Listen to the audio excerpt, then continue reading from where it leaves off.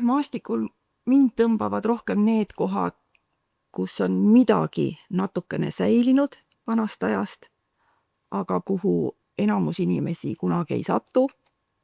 Need toredad, vanad, väikesed varemed, vundamendikohad, kus siis fantaasia hakkab liikuma, et kuidas seal vanasti see elu käis, mis on nüüd täiesti tühjaks jäänud kohad.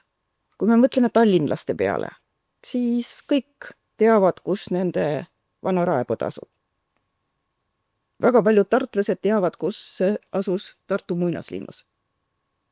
No miks minu koduküla Selli ja Vägeva inimesed ei või teada, kus see nende asulakoht oli? Et see on andnud mulle selle teadmise, kus oli see põhiline tegevusala, vanimad leiud Rooma ajast. Ja see on tore ja hea teadmine. Sest ma võin ju ajalugu armastada, aga tahaks nagu natukene konkreetsemalt. Arheoloogia üks suur võlu on ju see ilus lugu, mis sinna ümber on võimalik teha ja ma olen aru saanud, et iga arheoloogi isiksusest ja iseloomust sõltuvalt, kui suur see lugu seal ümber on. Mina oma põhitöös ei saa tegeleda oletustega, ma pean ainult konkreetsed faktid, analüüsi ja uuringu tulemused.